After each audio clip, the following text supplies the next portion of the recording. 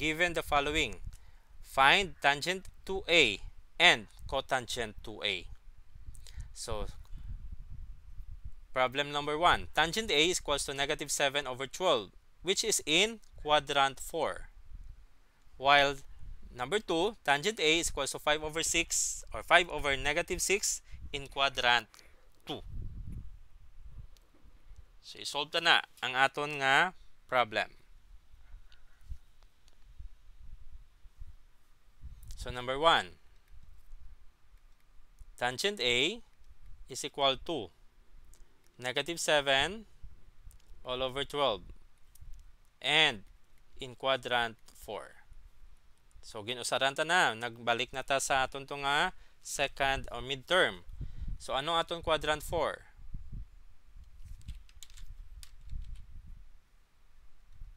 I-plot mo ginaya. So, this is quadrant 1, 2, 3, and 4. So, tangent A. Balik ta sa aton nga basic function. Opposite over adjacent. Then, always, muna aton angle A. And this is your opposite, and this is your adjacent, and your hypotenuse. So, ang aton tangent A, it is negative 7 over 12. Okay. Paano mo siya mabalaan nga negative or positive? Ma-base ka sa quadrant nga ginahatag. Quadrant 4. Ang aton quadrant 4, ang aton nga positive kag negative sign. Ang A is ara sa right side, therefore ang sign mo da is positive. Ang aton nga opposite downward. Therefore ang aton sign is negative sign. Which is pag-identify ta, ang aton nga A or ang aton O is 7 and ang aton nga A is negative 12. So A is equals to negative 12 and O is equal to positive 7. So muna kay ibang katalang hindi nakabalo kundiin ang negative sign. And take note, ginabutang na iyang negative either pabaw or dalom. However, gahatag ta sang quadrant. Therefore, kung ano to yung ginatag sa quadrant, amo na iya ang sign nga sundon. Hindi kundiin to ginbutang ang iya nga negative sign sa aton nga problem. It doesn't mean nga negative 7 siya. Hindi. Mabase kagid iya sa quadrant. Kung wala siya naghatag, so automatic ang babaw is amo nang negative. However, naghatag sa quadrant 4, therefore ang imong nga sign should be in the opposite side na value. Okay, luwatan ta. Negative adjacent is positive. Sorry. Luwatan ta. Okay. Negative 7 over 12. So, ang aton A is positive. So, therefore, eta is 12 positive. And ang aton nga O is negative. So, negative 7. Which is O is equals to negative 7. A equals to 12. Okay. Para makuha ta ang aton nga first, kuhaon ta ang aton nga tangent to A. Ano ang formula sang double angle for tangent? So sa aton nga example or sa aton gali nga exam, ang aton nga double angle, half angle, ihatag ko na iya nga formula. So no need nga magsaulo, pero mas nami gid ya makabalo. So 2 tangent A plus 2 tangent A all over 1 minus tangent squared A. So amo ni ang formula sang aton nga double angle for tangent. And then, kay given ng tangent, 2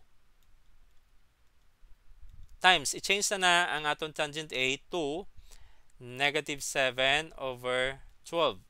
And i-divide sa 1 minus negative 7 all over 12 squared. Next. Pwede ta ma-cancel out ang 2 kag ang 12. So 2 cancel out. Ang 12 i-divide sa 2 may mo 6 or negative 7 over 6. And i-divide sa 1 minus Negative 7 times negative 7, that's positive 49. And 12 times 12 is 144. Next, negative 7 over 6, i-divide sa kuhaon ng least common, which is 144. 144 times 1, 144, minus 49. And negative 7, pwede ta na mahimo or negative 7 all over 6, i-divide sa pila ang 144 minus 49, and that's 95. So 95 all over 144. And kuhaon ta nga aton nga i-cross multiply ta. That's ang aton gali i-reciprocate ta ang aton denominator nga 95 over 144, mahimo na sa negative 7 all over 6 times. So diyon ta 144 divide sa 95. And ang 144 pwede ma-cancel out ang 6. 144, pila ka 6 ang ada sa 144? It is 24. So change na. And this is cancel out. And dirita, tangent 2a is equal to negative 7 times 24. I-divide sa 95. Kay wala ka na sang pwede ma-cancel out. Ang 7 i-times mo sa 24, may mo sa 168 or negative 168 all over 95, which is amo ni ang aton nga double angle for our tangent nga value. So mo na ang answer. Okay. Paano kaya magkuha sang cotangent 2a? Pwede ka na kasolve dayon kay base sa aton nga reciprocal relation, cotangent 2a is equal to 1 over tangent 2a. Kay tungod ang aton angle is twice of a, therefore ang aton nga tangent is twice of a man. Atong kaginaya, cotangent a is equals to 1 over tangent a. Kay tungod double angle, so therefore ang aton usaron is 1 over tangent 2a, which is amo ni aton value. And 1 all over negative 168 all over 95. And sulion mo, mahimo gapon negative pero ang answer niya is 95 all over 168. And amo naman ni ang aton nga cotangent a sa sini nga problem. Okay, so screenshot para sa aton nga double angle for tangent and cotangent. Okay, sa problem number 2, tangent A is equals to 5 over negative 6 in quadrant 2. So tangent A is equal to 5 all over negative 6, which is in quadrant 2. So this is quadrant 1, 2, 3, and 4. So quadrant 2, ari. So dirita. And i-identify, this is angle A, and this is your adjacent, opposite, and hypotenuse. So your opposite, positive dapat. Ang imo adjacent, kay ara sa left side, negative sign. So ang aton O is 5, ang aton A is negative 6. So muna na ang aton nga identify tang O kang aton nga A. And using sang formula for tangent 2A kay tungod amo ning ginaas, and ang aton nga formula 2 tan A all over 1 minus tan squared A. Ang imunta lang is substitute lang gidya ang value. So 2 times what is tan A? That's 5 all over negative 6. I-divide sa 1 minus 5 all over negative 6 squared. Amo na kasimple. And then simplify. 2 times 5 divides sa 6. Makancel out ang 6. 6 over 2 is 3. or this is negative 5 all over 3, and then divide sa 1 minus 5 times 5 is 25. Negative 6 times negative 6, mahimo na sa positive 36. And kuwauntang least common, negative 5 third of least common is 36. So this is 36 times 1 is 36 minus 25.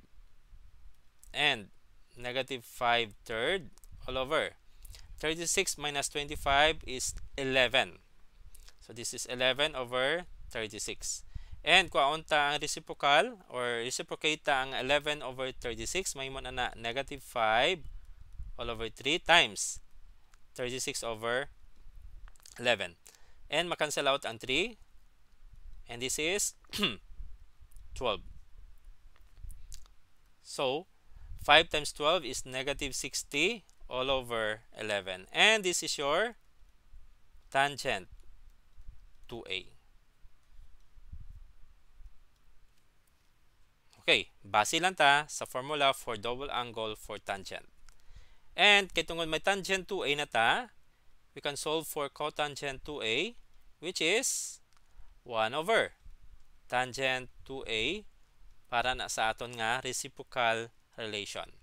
And 1 over tangent 2A is negative 60 all over 11.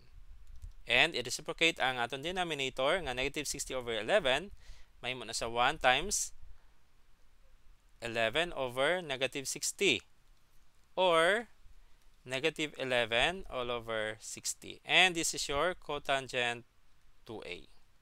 Amo naman ni ang aton nga final answer. So na-solve na ang aton nga problem number 2 using the double angle formula.